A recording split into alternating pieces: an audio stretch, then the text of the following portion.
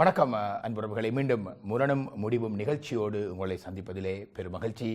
IBC Tamil தொலைக்காட்சி சார்பாக தொடர்ச்சியாக பல வாரங்களாக இந்த முரணும் முடிவு நிகழ்ச்சி வியாழக்கிழமைகளில் இந்த நேரம் உங்களை தேடி வருகின்றது. பல சமூக முரண்களை, பல அரசியல் சார்ந்த முரண்களை, பல குடும்ப முரண்களை, பல நட்பு வட்டம் ரீதியான முரண்களை, இன்னும் பொது பணிகளுக்குள்ளே வரக்கூடிய மாதிரியான பல முரண்பாடுகளை தொடர்ச்சியாக இந்த களத்திலே நாங்கள் வாத பிரதிவாதம் செய்து கொள்கின்றோம். முக்கியமாக இந்த களம் பிரச்சினைகளை அடையாளம் காட்டுவதற்கான ஒரு களமாகவே தொடர்ச்சியாக இருக்கின்றது. சில களங்களை அடையாளம் காட்ட வேண்டுமா? அது எங்களுக்கு ஏற்கனவே தெரியும் தானே என்று உங்களில் சிலர் நினைத்துக் கொள்ளலாம். தெரிந்த விடயங்களை கூட சில வேளைகளை மிக உன்னிப்பாக அதனுடைய ஆழ அகலங்களோடு நுணுக்கமாக நாங்கள் பார்க்க பல தடவைகளிலே தவறிவிடுகின்றோம்.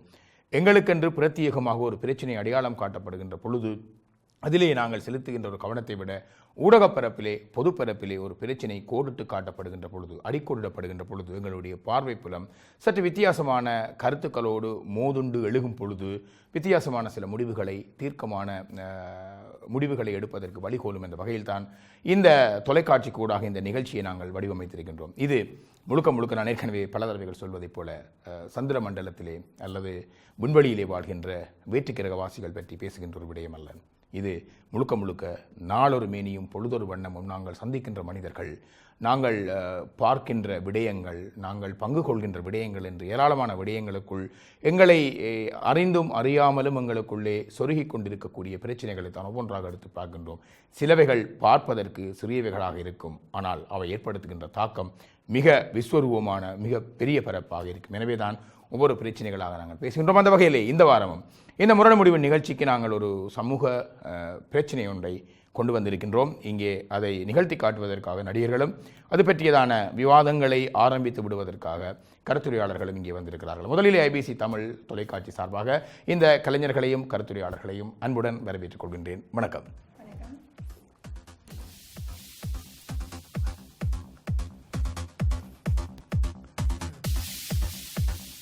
நல்லது. இங்கே முதலிலே இந்த நிகழ்ச்சிக்கு வந்திருக்கக்கூடிய கருத்துரையாளர்கள் சாய் ரட்னா.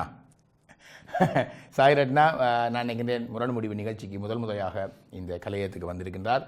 சாய் ரட்னா அவர்கள் ஒரு ஒரு ஒரு வைத்தியத்துறை சார்ந்த அல்லது அதோட சம்பந்தப்பட்ட துறை சார்ந்த ஒரு தொழிலே இருந்தாலும் கூட அவருடைய நான் சந்தித்த வரலாறுகள் வித்தியாசமானவை. குறிப்பாக இந்த மேத்ஸ் சேலஞ்ச் என்று சொல்லப்படுகின்ற இந்த கணிதத்துறை சார்ந்து நடைபெறுகின்ற இந்த பரீட்சைகள், அந்த பரீட்சை அலகுகளோடு தன்னை இணைத்து கொண்டு தீவிரமாக செயற்பட்டு கொண்டு வருகின்றவர்.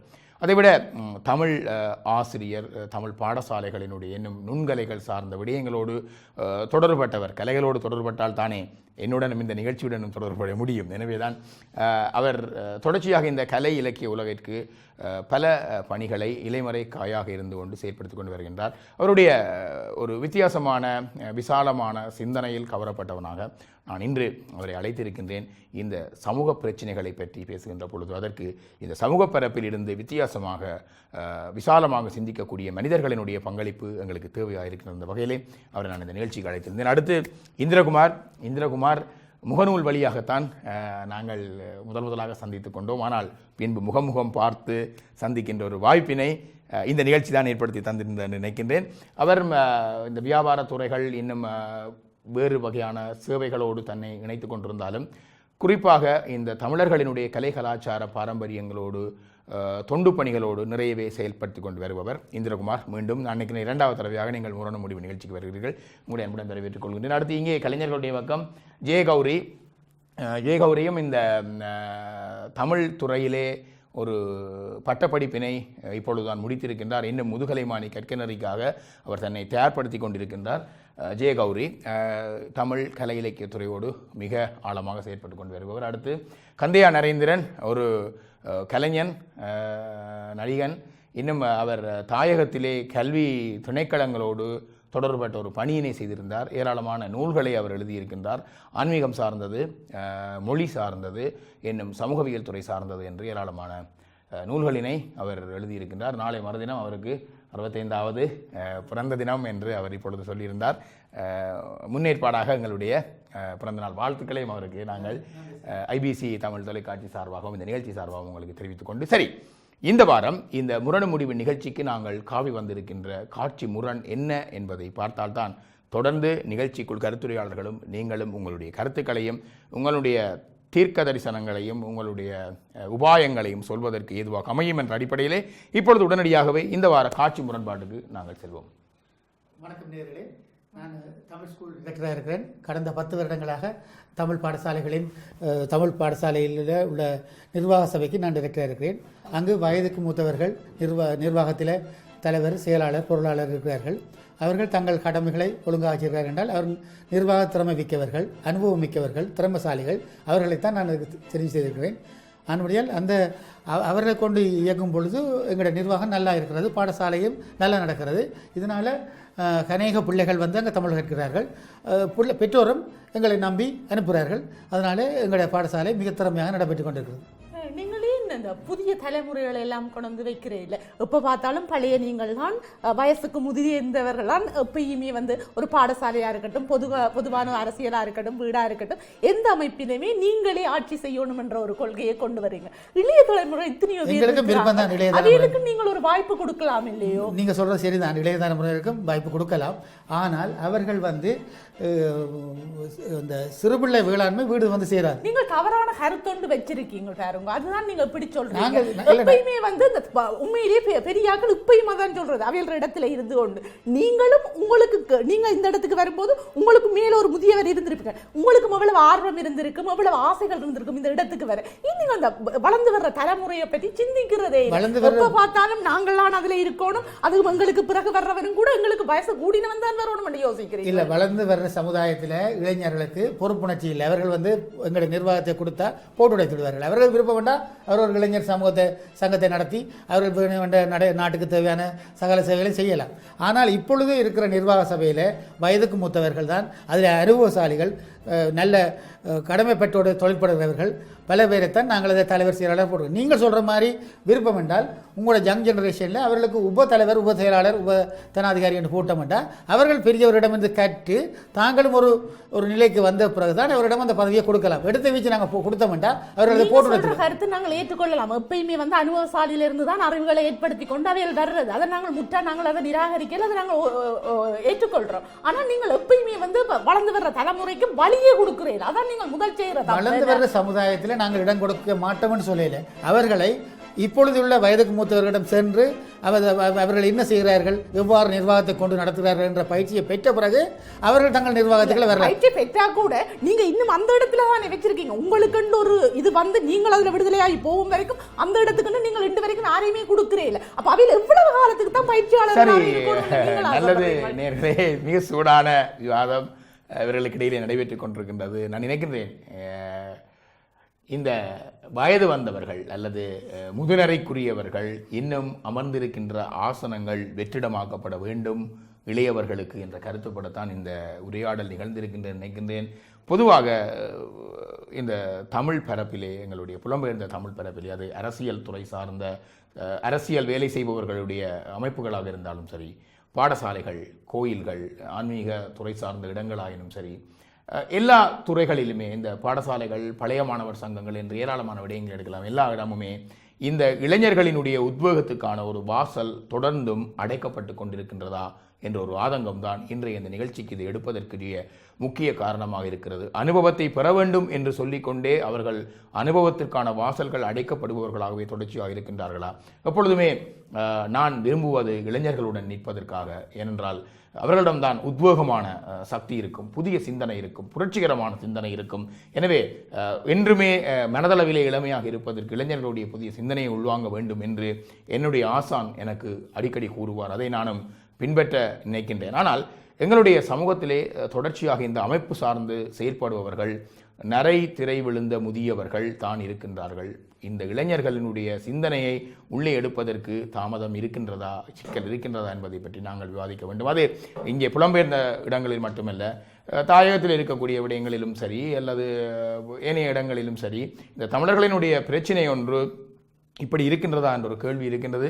நாங்கள் வெளிப்படையாகவே சொல்லலாம், எங்களினுடைய தமிழர்களை பிரதிநிதித்துவப்படுத்துகின்ற இலங்கையில் இருக்கக்கூடிய அரசியல் கட்சிகளிலும் சரி அல்லது தமிழகத்தை சார்ந்த அரசியல் கட்சிகளிலும் சரி அல்லது இங்கும் சரி இந்த குறைபாடு இருக்கின்றது. எனவே அது பற்றியதான என்ன பிரச்சனை, என்ன தீர்க்கம், என்ன முடிவு, என்ன விடயத்தை நாங்கள் உள்வாங்கப்பட வேண்டும் இந்த மாற்றத்தை கொண்டு வருவதற்கு என்பது பற்றி மிக முக்கியமாக பேச வேண்டிய ஒரு கடமையில் இருக்கின்றோம் என்று நான் நினைக்கிறேன். அந்த வகையில் தான் இவர்கள் உரையாடல் இருந்தது. ஆனால் இங்கே இவர்களுக்கு என்ன பிரச்சனை, என்னத்தினாலே இவர்கள் தடையாக இருக்கின்றார்கள் என்பதை மிக வேகமாக நாங்கள் பார்த்துவிட்டு கருத்துரையாளர்கள் பக்கம் செல்வோம். வாங்க கந்தையா நரேந்திரன், உங்களுடைய பாத்திரத்துக்கு ஒரு பேர் வைக்க வேணும். கல்வி பாடசாலைகள் அது உங்களுடைய பதவியினுடைய பெயர். நான் கேட்டது உங்களுடைய சொந்த பெயர். இந்திரன். சரி இந்திரன், நீங்கள் என்ன உங்களுடைய பாடசாலை உண்டா, என்ன அமைப்பு? லண்டன்ல உள்ள தமிழ் பாடசாலையில் நான் ஒரு பாடசாலைக்கு டிரெக்டராக இருக்கிறேன். அதுல வந்து அவன் குற்றச்சாட்டுனா எல்லாம் வயது இல்லை, இப்போ அவரோட குற்றச்சாட்டை அதில் வந்து நாங்கள் எக்ஸ்பீரியன்ஸான அனுபவசாலிகளை அதில் தனாதிகாரி, தலைவர், செயலாளராக போட்டிருக்கிறோம். அவர்கள் அந்த பாடசாலையை மிக திறமாக எந்த அனுபவம் அவங்களுக்கு இருக்குது? அவங்க ஏற்கனவே டீச்சராக இருந்து பாடசாலையில் கற்பித்து பெற்றோர்களை பிள்ளைகளை படிப்பித்து அவர்கள் ஸ்ரீலங்காவிலேருந்து டீச்சராக இருந்து எஜுகேஷன் டிபார்ட்மெண்ட்டில் வேலை செய்து அவங்க கல்வி சம்பந்தமான அறிவு போதிய இலங்கையில் இருந்து டீச்சராக, ஆசிரியர், தனாதிகாரியாக அமைப்புகளில் இருந்த அனுபவம் தான் இங்கே இருக்கிறதுக்கு அவைகளுக்கு ஒரு குவாலிஃபைடான ஆக்களாக நீங்கள் பார்ப்பீங்க. அப்படியா? இல்லை, இங்கே வந்து அவர்கள் தங்களோட மேற்படிப்பை படித்து இங்குள்ள பாடசாலைகளையும் படிப்பித்து தங்களோட பிள்ளைகளை இப்படி நீங்கள் சொல்கிற இந்த படிப்புகள், இந்த அனுபவங்கள் உள்ள இளைஞர்கள் இல்லையா? நீங்கள் இளைஞர்கள் வந்து நாங்கள் அவர்களை நிர்வாகத்தை கொடுத்தால் போட்டு உடைச்சு விடுவார்கள். எப்படி, ஏன் அப்படி சொல்கிறீங்க? அவர்கள் என்ன அனுபவம் இல்லை. இந்த நீங்கள் இப்போ நிர்வாகத்துக்கு வந்தீங்க. இப்போ நான் வந்து ஒரு எஜுகேஷனில் அனுபவம் இருந்தபோது தான் எனக்கு எஜுகேஷனில் வந்து கம்பஹா டிஸ்ட்ரிக்டில் கல்வி அதிகாரியாக போட்டார்கள். காரணம் என்னென்னா, நான் ஒரு ட்ரெயின் டீச்சராக இருந்து டிப்ளமா செய்து 20-25 வருஷம் சர்வீஸோடு தான் என்னை கொண்டே கல்வி அதிகாரியாக போட்டார்கள். நீங்கள் வேறு சந்தர்ப்பங்கள் இருக்கிற இளைஞர்கள் 2ஆம் வகுப்பு படிச்சுட்டு வந்து கேட்கலாம். அவங்க எஸ்எஸ்சி அட்வான்ஸ் பாஸ் பண்ணவங்க, அவங்களுக்கு இந்த கல்வி என்றால் என்னென்னு தெரியாது, எவ்வாறு ஆசிரியர்கள ஒழுக்க நெறிகள் தெரியாது, அவை எவ்வாறு அவர்களை சூப்பர்வைஸ் பண்ணணும்னு தெரியாது, அவர்களுக்கு எவ்வாறு கல்வி திட்டங்கள் அமைக்கணும், கல்வி அந்த அலகுகள் தெரியாது, அதை எவ்வாறு கற்பிக்க. இப்போ ஒரு விடயம், நீங்கள் கற்பிச்சிருக்கிறீங்க உங்களோட காலத்திலிருந்து. அப்போ உங்களோட காலத்திலிருந்து கற்றுக்கொண்டு வந்தவர்கள்லாம் இப்போ இளைஞர்களாக இருக்கிறாங்கன்னா, அப்போ நீங்கள் ஒரு முட்டாள்களை உருவாக்கின ஒரு ஆசிரியர்களாக இருக்கிறீங்க. இல்லை, நான் சொல்றேன் என்றால் முற்று முழுதாக அவர்களை ஒதுக்குறையில் இப்போ இருக்கிற தலைவர், செயலாளர், பொருளாளரோட இவர்களை உப செயலாளர், உப தலைவர், உப பொருளாளர் என்று அவர்களை இளைஞர்களை அதுக்கு நீங்கள் தயாராக இருக்கிறீங்க? அதுக்கு தயாராக இருக்கிறேன். என்றால் இவ சொல்கிற குற்றச்சாட்டு இளைஞர்கள் இல்லை என்று நான் சொல்கிறேன். இளைஞர்களை நாங்கள் எங்களோட கமிட்டியில் சேர்த்து அவர்களே பெரியவர்களிடம் இருந்து சேர்த்து அவர்களுடைய திட்டங்களை செயற்படுத்த நீங்கள் அனுமதிக்கிறீங்களா? கைப்பொம்மைகளாக அவர்களை வச்சு இவர்களை ட்ரெயின் பண்ணி அவர்கள் அந்த கல்வி திட்டங்களை அறிந்து எவ்வாறு ஆசிரியர்களை மேற்பார்வை செய்கிறது, எவ்வாறு கல்வி திட்டங்களை அமைக்கிறது என்பதை அவர்கள் ட்ரெயின் பண்ண பிறகு அவர்கள் படிப்படியாக அந்த நிர்வாகத்துக்கு வரலாம். எடுத்தேன் கவுட்டு வைத்தால் அவர்கள் எல்லாத்தையும் இது முடியும். இந்த ப்ராசஸ் எப்போ முடியும் என்றால் இப்போ இருக்கிற தலைவர், செயலாளர் பதவி அவர்களுக்கு காலியாகி அடுத்த எலெக்ஷன் வரைக்கும் 90 வயசு வேறு இல்லை இல்லை, ஒரு 2 வருஷம் 3 வருஷம் ட்ரைனிங்கோட அடுத்த முறை டெஸ்ட் பண்ணலாம் தலைவர், செயலாளர் போல. இப்போ முற்று முழுதாக நாங்கள் புறக்கணிக்கணும். அவருக்கு அந்த நிர்வாக அளவு தெரிந்தால் யங்ஸ்டர்ஸ் எடுக்கிறது எங்களுக்கு பிரச்சனை இல்லை. சரி, பார்ப்போம். ஜெயகௌரி வாங்க, உங்களோட பாத்திரத்துக்கு ஒரு பேரை வைப்ப வேண்டாம். ஜெயகௌரின்ற பிரச்சனை இல்லைங்கோ. அக்ஷிதா.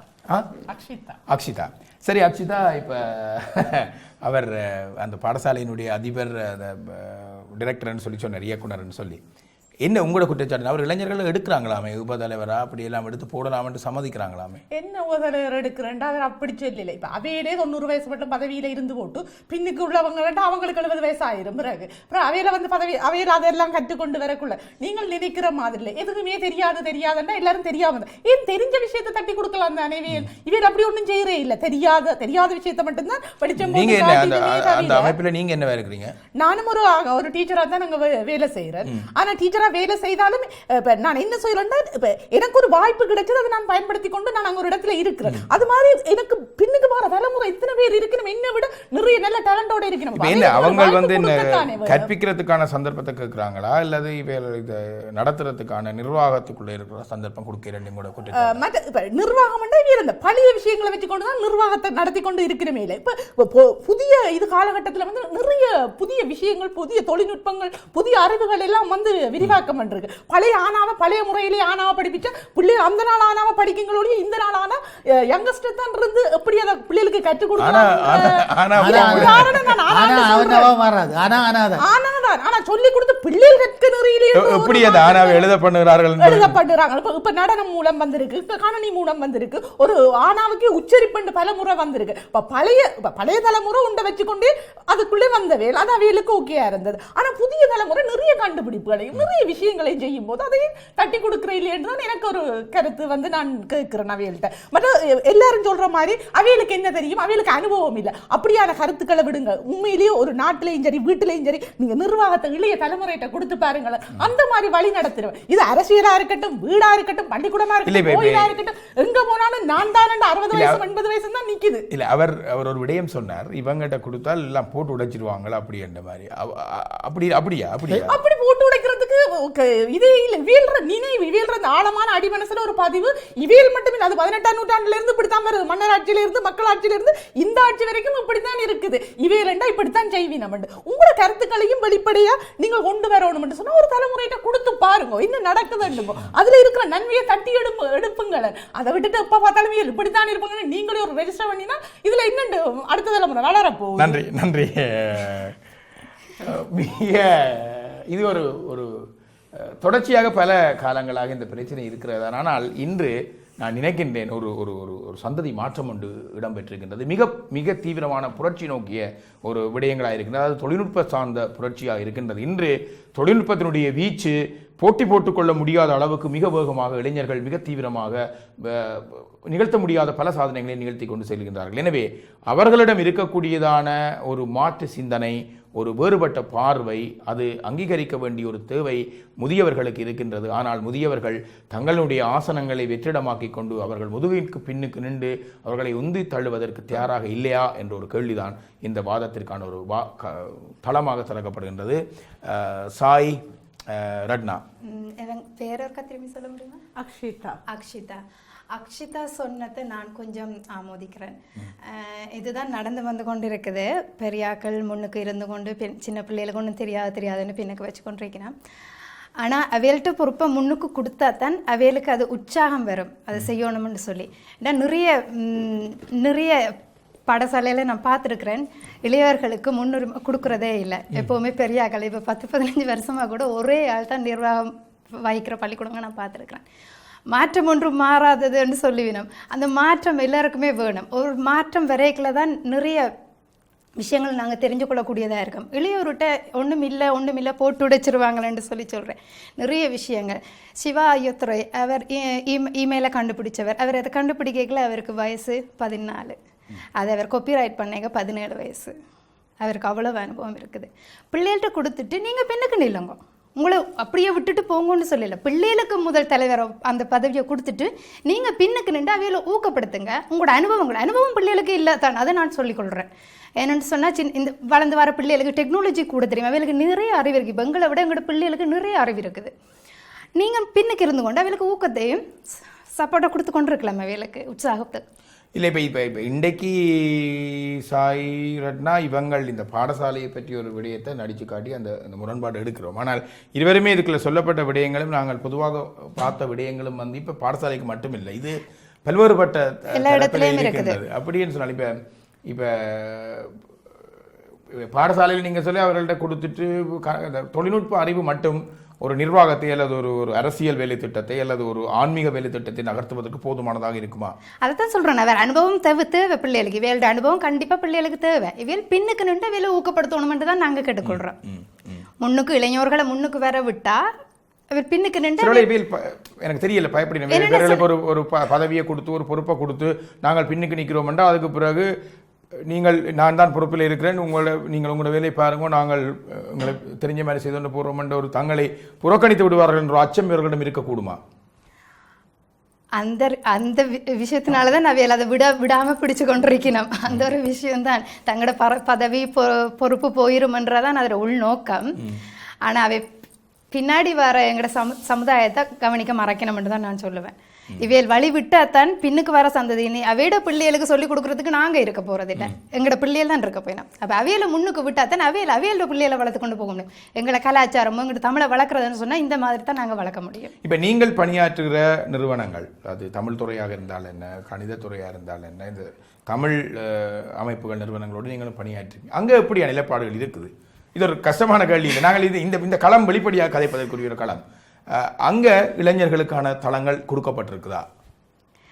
கொடுக்கப்பட்டிருக்குது. என்ன மாதிரின்னு சொன்னா ஐயா சொன்ன மாதிரி தான். இந்திரன் ஐயா எப்படி சொன்னார், அவையில உபதலைவரா போட்டு அந்த செகண்ட் இத ஒரு தங்களோட ஒரு தேவைக்குத்தான் வச்சிருக்கணுமே ஒழிய அவை முன்னுக்கு வாரத்துக்கோ அந்த எங்கட குமுகத்தை வளர்க்கிற நோக்கம் அதுல இருக்கிற மாதிரி அவர்கள் முன்மொழிகிற செயற்திட்டங்களை செய்வதற்குரிய அனுமதி அல்லது ஒத்துழைப்பு அங்க இருக்கிறதா?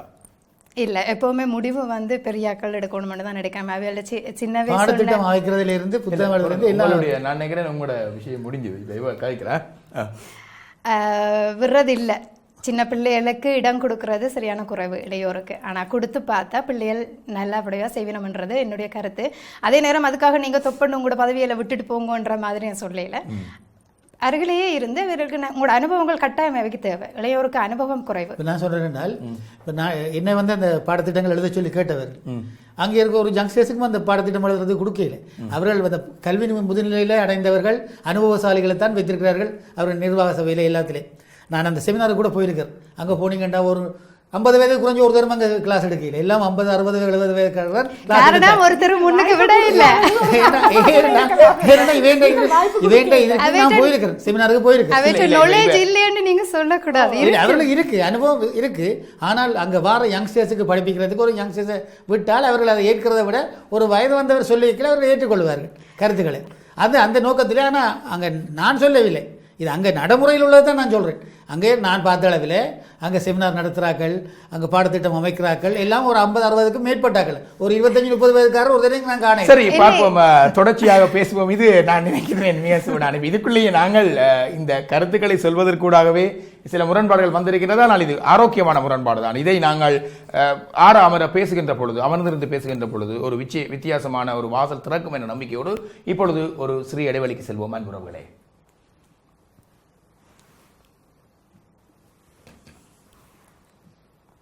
பிரேக்கா மூச்சு